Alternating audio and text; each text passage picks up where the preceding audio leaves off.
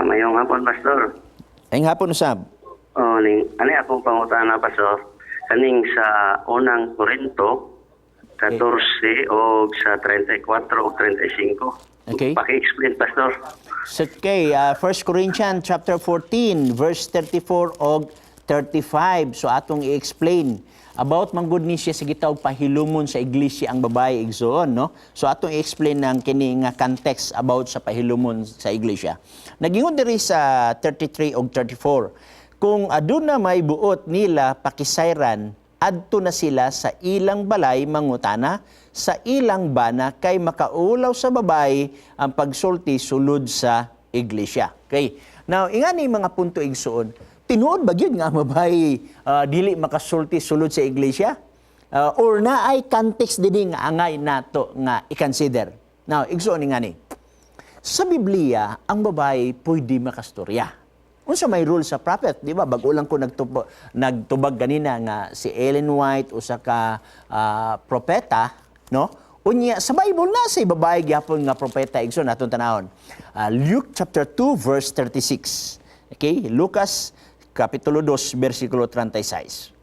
Og dihay usa ka propeta nga babae, si Ana nga anak ni Phanuel, sakop sa banay ni Aser. So imo nakita na ay babae nga propeta. Unsa malugar ni nga propeta kung pananglitan, mahimo siyang propeta nya di siya pwede makasulti. Makasulti siya igsoon. So naay context ato ug atong i-explain sa unahan, atong dungagan og bersikulo. Dinhi sa Roma kapitulo 16, dinhi sa bersikulo 1 nagingon, ipangumusta ako kang Preska og Aquila ang akong mga tambayayong diha kang Kristo. So imo nakita na. Makita nato dinhi nga babae igsoon nga usa gyapon ka gitawag nato og nagbuhat sa buluhaton sa Ginoo sa atong Ginoo, no? So nagingon sa dinhi sa bersikulo 6 sa Roma 16 gyapon. Ipangumusta ako kang Maria nga nagapangabudlay pag-ayo diha kaninyo. So gawak gihapon sa buluhaton sa Ginoo. So imo makita nga na daghang babae nga gabuhat diri. Now ang pangutana mao ni mismo manggani sa Book of Acts chapter 2 verse 16 og 17. Oh, na ay gisgutan dinhi atong basahon. Acts 2:16, 17. Apan kini mao ang giingon sa propeta nga si Joel. Og mahinabo sa kaulihang mga adlaw, pagabubuan ko sa akong espiritu ang tanan katawhan, og maghimog propesiya ang inyong mga anak nga lalaki og babae.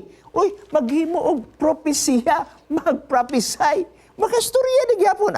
Alaalang asa na niya isulti igsoon ang iyang pagprophesy dito gyapon sa church. Sama gyapon sa 1 Corinthians chapter 11 verse 3 niya lakton sa gitawag natong 18 ngadto 25 dito na nahitabo sa church. Now, ang pangutana unsa may context nining 1 Corinthians chapter 14 verse 28. Si Paul gusto magud si Paul igsuon og i-reform ang church sa Corinthian. Kay adunay problema sa Church of Corinthian. Number one nga problema sa sa Corinthian church igsuon ang order. Nagkagubot nga sila dito kay nagisgot man ni 1 Corinthians chapter 14 verse 33. Unsa gisulti sa 14:33 nagingon, kay ang Diyos dili Diyos sa kasamok kun dili sa kahusay. So aduna day problema na hitabo didto sa iglesia sa Corinto nganong ang babae ni anang panahon sa iglesia sa Corinto lamang dili pastoryahon. Wala man tayong mabasa nga sa iglesia sa Galacia, dili pa istoryahon ang babae. Wala tayong mabasa sa iglesia sa Colosas, Galacia, ug uban sa Roma, nga pahilumon ang babae. Nganong dinhiraman sa gitawag nato sa iglesia sa gitawag nato og Corinto.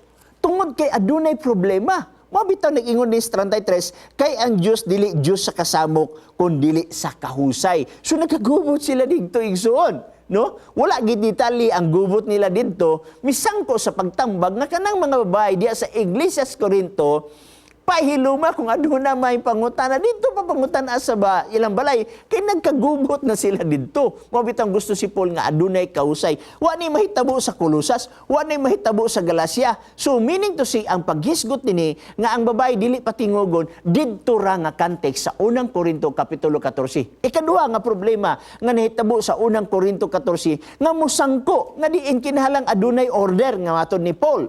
Aduna say gitawag dito nga speaking in tongue, no? Giabusuhan mo guning word nga speaking in tongue mismo sa atong kapanahonan gani karon atong basahon. Unang Korinto kapitulo 14, bersikulo 27-28. Kung adunay musultig mga dilya, duha kanila ang tugutin niini o tulo ang labing daghan o nga magaulos-ulos sila sa pagsulti o kinahanglan adunay usa nga magahubad sa kahulugan. Apan, kung wala may makahimo sa paghubad sa kahulugan, pahiluman na lang ang matag-usa kanila sulod sa iglesia. Og unya na siya pasultiha dila ngadto sa iyang kogalingon og sa Dios. O atong makita din ni Igsoon nga nagisgot sila speaking in tongue, apil ang babae ani Igsoon. So adunay dili order nga nahitabo didto. Mao na nga gipahilom sa iglesia ang babae usab. So imo makita nga kung flex ang nahitabo dinhi sa Corinthian Church, no? Daghan ang gitawag natog mga problema nga naisgutan nga misangko nga giignan ang mga babae nga pahilomon sa iglesia. Kinagagubot naman. Wala ni nahitabo na record sa Galacia, sa Kolosas, Epeso, dinhi ni nahitabo sa iglesia sa Corinto. Pero naa may sulbad, gipahilom sila sa isyu sa gitawag nato og order. Pareho gyapon igsuon kung adunay meeting sa atong church magkagubot, pwede ang chairman moingon mag-break sadta og 5 minutes to 10 minutes kay init kayo ang diskusyon. Pwede na siya igsuon. So dinhi nagsulat si Paul kay wala nay order na hitabo dito sa iglesia sa Corinto sa context dire. Now, ingon siya ang mga babae didto lang sa siya ipapangutana sa iyang bana. Mao kini nga context igsuon ang gisgutan, pero ang pagdili pagsulti sa babae sa tanan in general wala na sa Biblia. Mo mangani gibasa nako ang Lucas 2:36, Roma kapitulo 16, napay babae dia igsuon nga diakono.